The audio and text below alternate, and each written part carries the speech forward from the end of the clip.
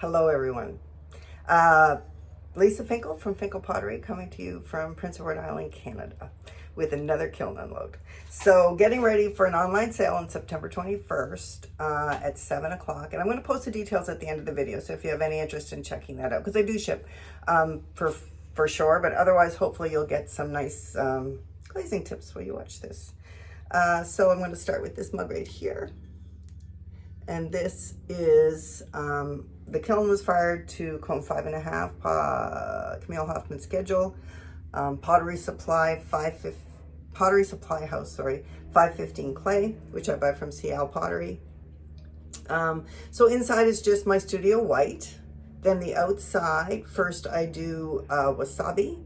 This is lavender, so those are celadons. And then I paint over the whole thing, and I use a little applicator bottle, little squeezy bottle. And then, because then I don't have to do 4 coats, which sometimes celadons need, then I paint over the whole thing 2 coats mixing clear.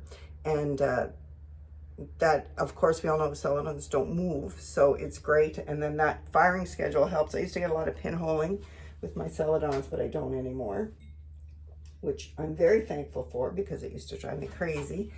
So these are all going to be the same glaze treatment, all white inside, all with the clear wasabi, just different colors on the flowers. So this one is Mako coral. So this is the base for their new amaryllis, so that coral. I know they've got 2 corals, but this is the sort of the more sheer coral. And then this would be marigold sky and wasabi. So those turned out cute. I'll go through all those first. Lavender again. Clear inside. I did a little lavender olive oil pourer. And it's got a little finger dimple here, just because olive oil pourers, you want to be able to hang on to them, especially if they get greasy or whatever. So I put a little finger dimple in them, and I'll put the pourer in, but it should work no problem. Looks good.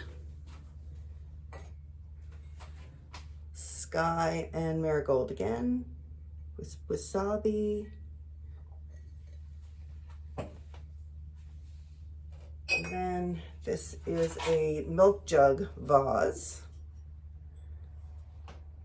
I just call it milk jug because it's kind of shaped like a milk jug. Anyway, so lavender and wasabi. So that's pretty. That'd be pretty with some flowers popping out of it. And then I made a more traditional vase. And this is the coral and the wasabi again. And the coral actually comes out a really pretty pink. I mean, I know it's coral, but I think I would describe that as pink.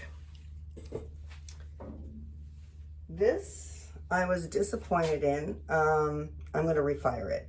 So I had imagined all sorts of major drippage coming down, but I did not get it. So obviously I need to use some more glaze and maybe some flux.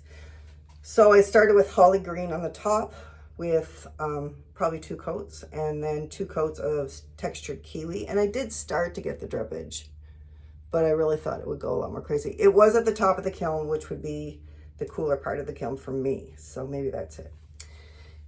And then this is a deep sienna speckle, and then this is eggplant. So I'm probably going to do like maybe some textured autumn here and more of the kiwi here, and just try to get some melding and drippage. I really only wanted the orange to kind of be peeking out. That was kind of my vision. So stay tuned. Let's see if I can fix that. This is a Papa Bear mug.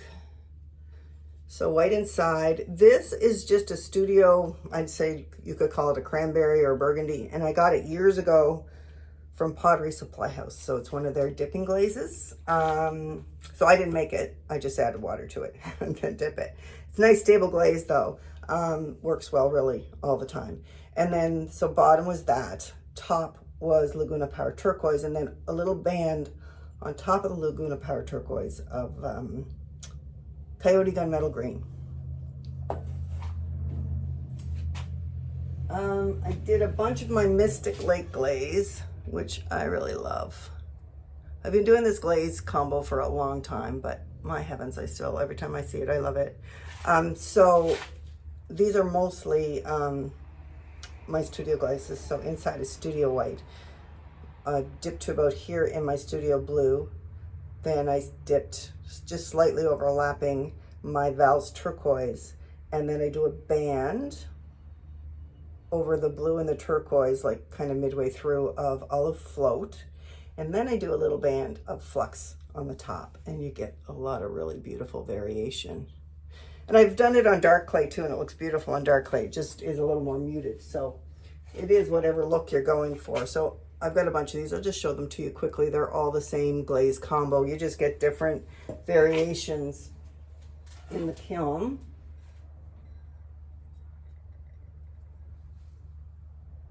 With each one and the heat, and you know, you guys know the drill. Yeah, there's one more. I think there's maybe two more. Okay, so there's one. And then this one has the 4-finger dimples that you can just kind of grab your mug. I really like that design. People like it too. And it's very easy to do. You just throw the mug, let it set up a little bit, not too much, otherwise you're going to get splitting. And then I just use like a tennis ball or little ping pong balls or whatever, and sometimes just my thumb, depending on how organic I want it to look. And I just dent it a little bit, making sure it stays in round. And if it doesn't, I just use a rounder. Okay, full disclosure, a few swear words coming. So if you're sensitive to that, you may want to turn me off. I call these attitude mugs. So my give a fuck is broken. These are maybe 14, 15 ounce mugs, 16 for maybe a couple of them. Same one, just in a different, oh, and I didn't tell you the glaze combo. Oh, but it's very similar to the Papa Bear mug. So the Pottery Supply House Burgundy, Laguna Power Turquoise, and Gunmetal Green. And then this is the same glaze combo, except I used my Studio Black in the bottom. So Obsidian would work great. And then Power Turquoise and Gunmetal Green. And what's this one? This one is Fresh Out of Fox.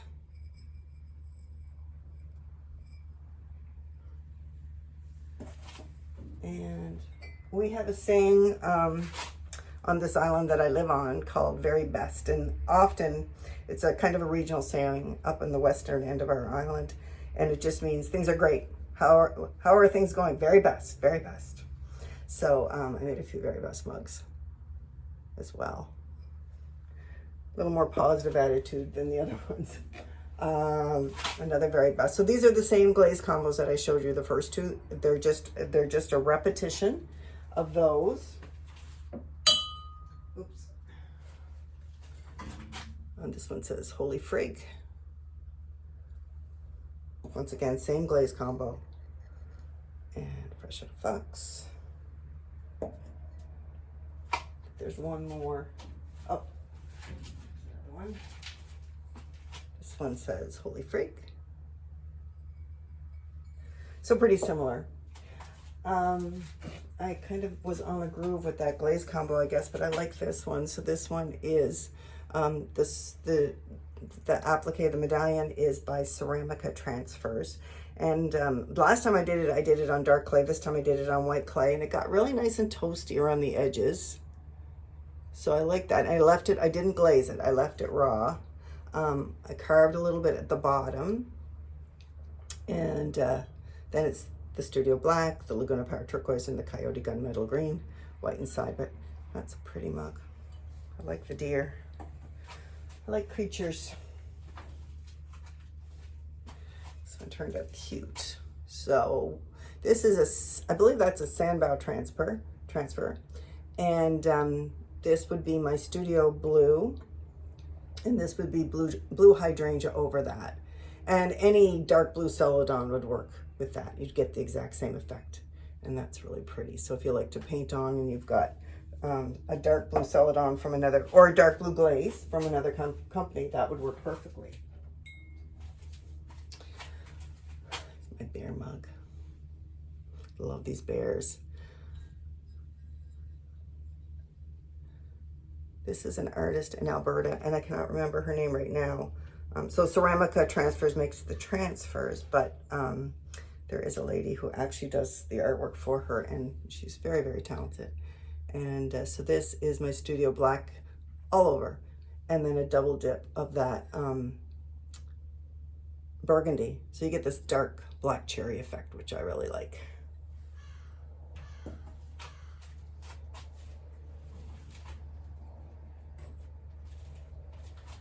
Here is a couple of wine cups. So once again, this is the comparison of river birch and winterwood. And you can see that the winterwood is much more matte and the river birch is much more shiny. And it's also, I think, I mean, I'm using a little, no, I did not use flux on this. There's a little bit of a pink tinge to it, but you get that with flux too sometimes. And you got some flecks in there. And it does move nicely. Like, I didn't have to use flux on this. I just did the river birch 3 coats up to here. And then I did the Norse blue overlapping maybe an inch, and I got some nice movement. So it's kind of nice I don't have to do that 3rd step, because in this case it would be winterwood up to here, Norse blue to here, and then a band of flux, light flux, Mako light flux. So it's always nice when there's one less step. And totally different. They're similar, but they're different. So I'm sure it'll just be personal preference for people, what they prefer. So here's one, another one, the same idea. So those are just my wine cups. They hold about 10, 12 ounces. I make Mama Bear mugs. So this is a Mama Bear mug. She washed out a little more than I wanted to, but then I thought, well, it kind of looks intentional almost. So this is my studio white up to about here and inside. And then this is Spectrum Soft Pink with an overlap on the white of about probably that much. And it runs, as we know, beautifully. So that turned out really pretty. And then I used, I just used an underglaze in the applique. So it may have just burned out a little. I could try refiring it, but I don't think I will. I think I'll just leave it, because I think sometimes with stuff like that, if you start refiring, you go down a rabbit hole. Now this guy was a refire, and it turned out much better because I had some patchy glaze right around here. So I just added a little more glaze around the applique. And this would be white inside, Spectrum Holly Green all over, 3 coats, and then 2 coats of textured kiwi. And watch it, it's a runner. So just be very careful, use a cookie or whatever. It didn't run, and this was a refire, but it could have easily.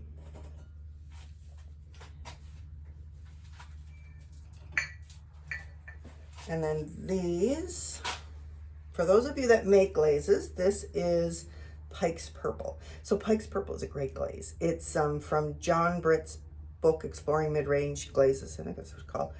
And it's one of the recipes in there. And as long as you stir it up really good, and it's kind of a puddingy glaze, it is really beautiful. And it almost, sometimes these glazes, when they're kind of like a satin look, they can look almost plasticky, but there's a tiny bit of, I don't know if the camera would pick it up, a little flecky variation. So Pikes Purple all the way over, 1 dip. And then I did a band of Jen's Juicy, which is a cover glaze, which is also from John Britt's book, and I use it on different things, and it reacted beautifully with the Pikes Purple. So it can run too like a bugger, so just use with caution. I didn't go too crazy on it this time, and it turned out nice. And you get some crystallization in there and things like that. It's very, very pretty. So happy with that. Happy, happy, happy. So this transfer is by Ceramica, and this is just a single dip in Pikes Purple, but this is a refire because I had a little spot that wasn't covered, so I just put some more glaze on and refired, and that's much better. So I'm happy with that now.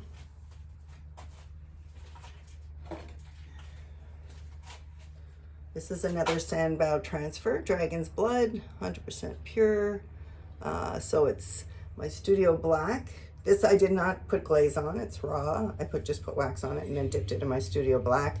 And I put a band all the way around, an even band of blue hydrangea, which I think kind of makes it look a little magical. And then inside is red because it's Dragon's Blood. That turned out cute. This is one of my new favorite combos. So you get this look when you put Spectrum Holly Green. I think I just did 2 coats, and then 2 coats of textured kiwi, also Spectrum, and you get this really cool breakage. And then the outside is my Studio Blue.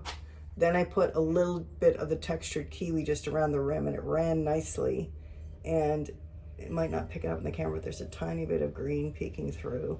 So that's quite pretty. I like that. I like that a lot. Getting near the end. Another Papa Bear mug in that glaze treatment.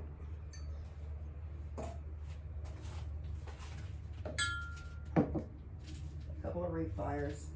Sometimes refires work great. Sorry, I'm speaking off camera here. This one was a refire. This is Ceramica Transfers, and this is Mako light blue matte glaze. Matte? Satin? Satin, maybe. Satin. And the reason I refired it was I missed a spot. I had put 1 coat, but not 3 coats. And this stuff, you have to put a lot of coats on. It is not. It's really good to use with an applicator bottle, which I think Julianne Rush does. She uses little applicator bottles to use it. And I can see why, because it's a lot of painting. Anyway, it was rough inside. So I put some more glaze in it, and I actually just put it over the whole thing so that I wouldn't get an uneven look. And that solved the problem, so that's good. I'm happy with that. Pottery's all about how it feels in your hands. These 2 were refires. I was trying to get more movement. I really wanted to get it to drip down here, but once again, I was just a little too shy with the glaze. So this load might have fired cool. I didn't use witness cones this time, so next time I'll do that. And I don't remember it. There would be so much stuff in here. I think this one has like reactive red and sangria. These are Spectrum, and I might have put flux. I think I put flux when I did this refire, and flux on this too in this refire, and I think this was the autumn purple. So that.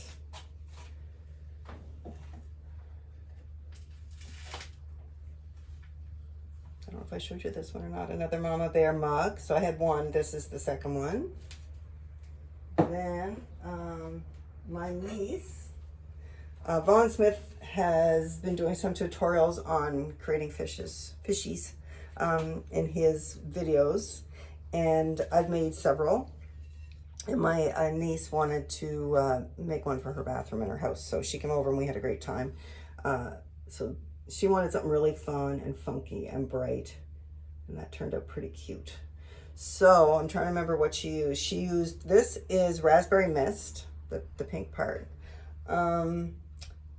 The fins and the tail are wasabi. This would be frosted lemon, and the little blue parts would be Norse blue. And then she left this white, and then the eyeball is eggplant. So that turned out really cute. I think she's gonna like that. And it survived. God, flat things are always a crapshoot.